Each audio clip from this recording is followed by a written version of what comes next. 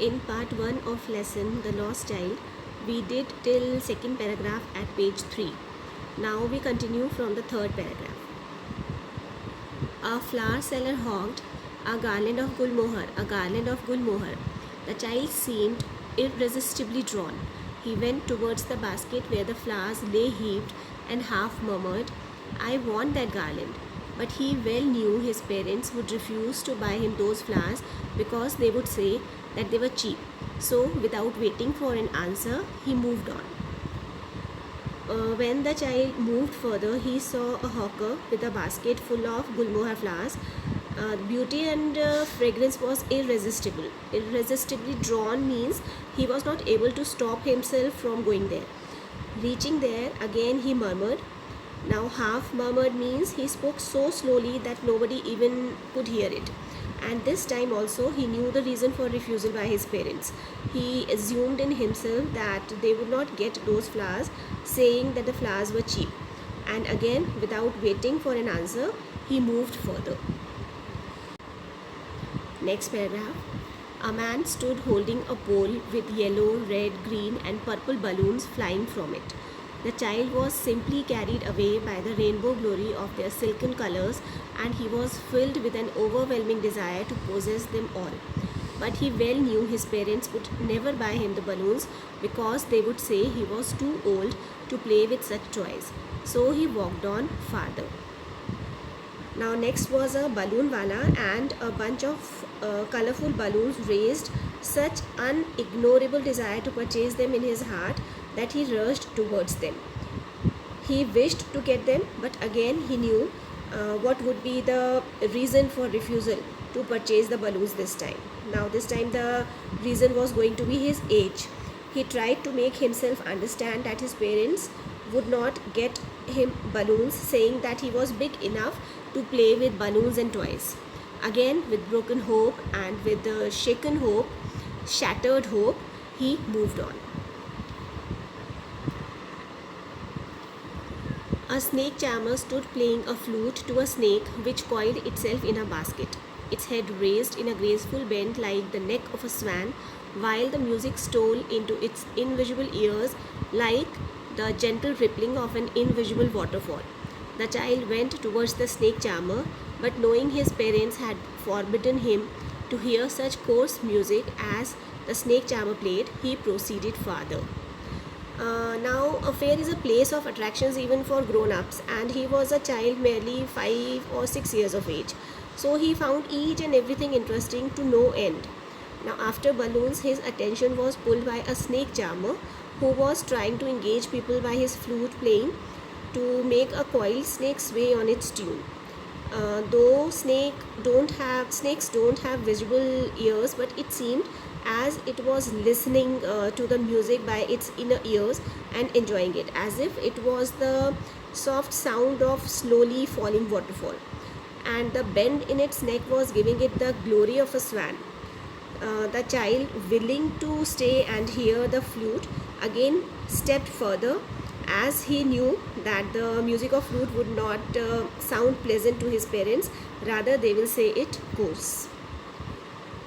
There was a roundabout in full swing. Men, women and children, carried away in a whirling motion, shrieked and cried with dizzy laughter. The child watched them intently, and then he made a bold request. "I want to go on the roundabout, please, father, mother." Now comes the biggest attraction for the child, a roundabout, full swing, on which people of all age groups were enjoying. And actually he was surprised to see that they all were crying, screaming, but laughing madly as well. So he too was getting interested, and he too was getting excited to enjoy that. Now he makes a strong request. His voice was bold and he asked to go for it. There was no reply. He turned to look at his parents. They were not there. Ahead of him, he turned to look on either side. They were not there. He looked behind. There was no sign of them. A full, deep cry rose within his dry throat, and with a sudden jerk of his body, he ran from where he stood, crying in real fear, "Mother, father, Tears rolled down from his eyes, hot and fierce. His flushed face was convulsed with fear. Panic stricken, he ran to one side first, then to the other, hither and thither in all directions, knowing not where to go. Mother, father, he wailed. His yellow turban came untied and his clothes became muddy. Now, this time he was waiting for a reply, and when he didn't, so he turned back. To his surprise, they were not there, neither at the back nor at front. He looked on both sides also, but he was not able to see them. He was shaken till deep in his heart. His throat felt dry, and a high pitched cry came out of his throat. Extremely afraid, he came out of his comfort zone with a sudden jerk and started running here and there in search of his mother and father. His face, that was shining bright with joy earlier, now turned pale with fear. Fear of losing his parents, actually. Panic stricken means frightened, horrified. He was running low and high. Low and high means everywhere, just to get his parents in front of his eyes. He was tumbling here and there, so his turban got untied and his clothes also became muddy. Having run to and fro in a rage of running for a while, he stood defeated, his cries suppressed into sobs. At little distance on the green grass, he could see through his filmy eyes men and women talking. He tried to look intently among the patches of bright yellow clothes, but there was no sign of his father and mother among these people, who seemed to laugh and talk just for the sake of laughing and talking. Now, having run to and fro in a rage of running means he had run here and there for some time but not succeeded. In a rage means in anger. Why he was angry? Because he was not able to find them out. So, after some time, he stood there as if he had surrendered, as if he lost his courage and became weak. Now he was sobbing badly. What are sobs? When after crying or weeping a lot, one is breathless while weeping, that is called sobbing. He was trying to scan the surrounding with his watery eyes. Filmy eyes means eyes with tears in them. He saw people wandering and talking to each other. Most people were in yellow clothes, so he was trying to identify his parents out of them, who also had worn yellow that time. But he couldn't see them. Only he could see number of people, fake people actually, talking and laughing illogically. He ran quickly again, this time to a shrine to which people seemed to be crowding. Every little inch of space here was congested with men, but he ran through people's legs, his little sob lingering. Mother, father. Near the entrance to the temple, however, the crowd became very thick. Men jostled each other, heavy men, with flashing, murderous eyes and hefty shoulders. The poor child struggled to thrust a way between their feet, but knocked to and fro by their brutal movements. He might have been trampled underfoot had he not shrieked at the highest pitch of his voice, "Father, mother!" A man in the surging crowd heard his cry and, stooping with great difficulty, lifted him up in his arms.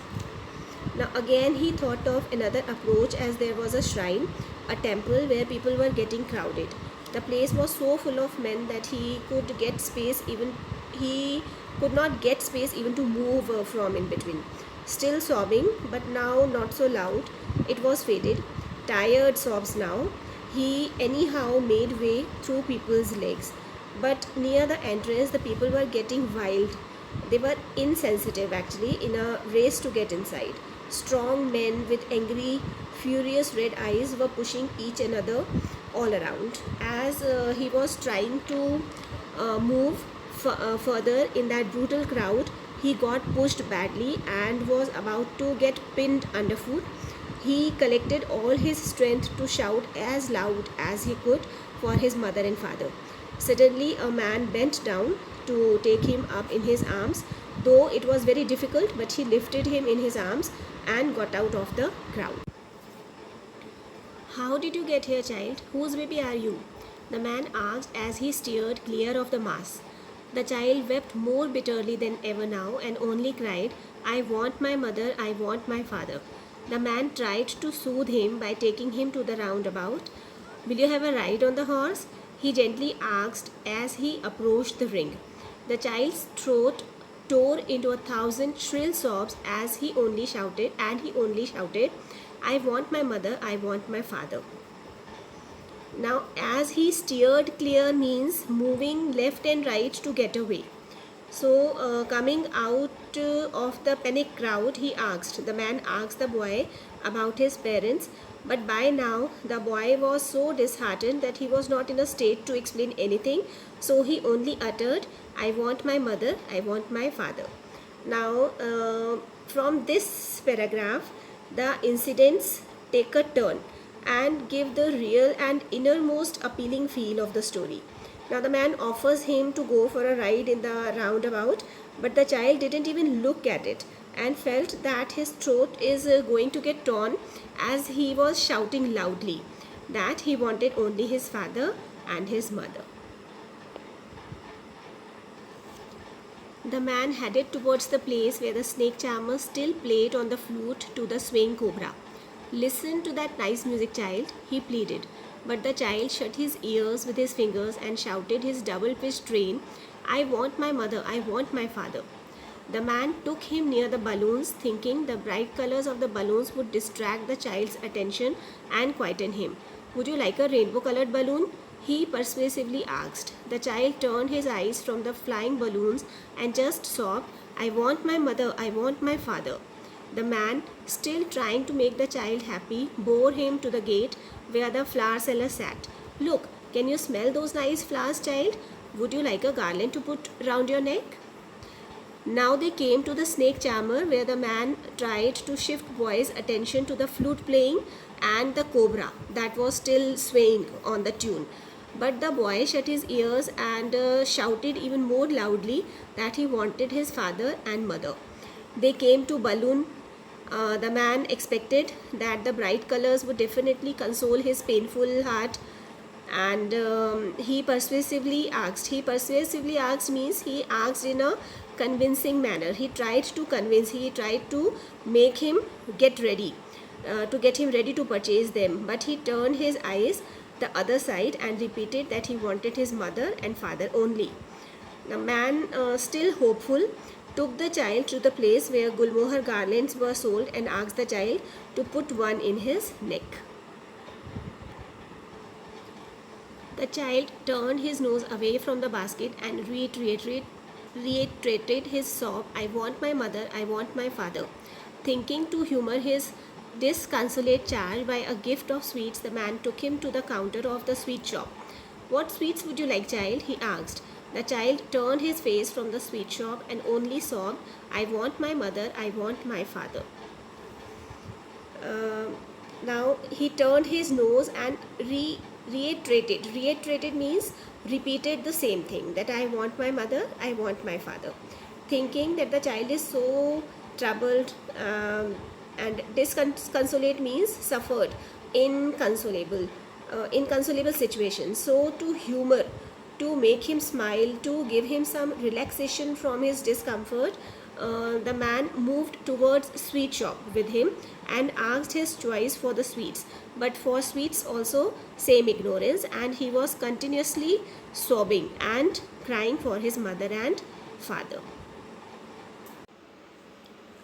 The story gives us the feel of a deep emotion, that is parental bond, parental love. Nothing in this world can be replaced by the parental love. Each and everything that the child longed for was offered to him, but they all lost their attraction when his parents were not with him. The little child in the story connects to all the readers to make the story a big success in conveying this great message that no other choice can be prior, everything lays secondary before parents.